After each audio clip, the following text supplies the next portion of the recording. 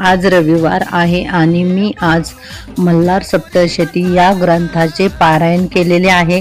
तुम्हाला तर माहितीच आहे की प्रत्येक रविवारी मी माझ्या कुळदेवाची सेवा करते आणि कुळदेवाचे कृपाशीर्वाद आपल्यावरती राहावे म्हणून मी मल्हार सप्तशती या ग्रंथाचे पूर्ण 19 अध्यायाचे पठण करते। तरी तुम्हाला वेळ नसेल तर माझ्या चॅनलवर तुम्हाला दोन्ही मराठी आणि संस्कृतमध्ये मल्हार सप्तशती या ग्रंथाचे पारायण ऐकण्यास मिळणार आहे। सविस्तर तुम्हाला ऐकण्यास मिळणार आहे। तरी तुम्ही मी दिलेल्या डिस्क्रिप्शन, कमेंट बॉक्स आणि रिलेटेड व्हिडिओमध्ये तुम्हाला पूर्ण लिंक देते, तेव्हा तुम्ही ते सविस्तर ऐकू शकता।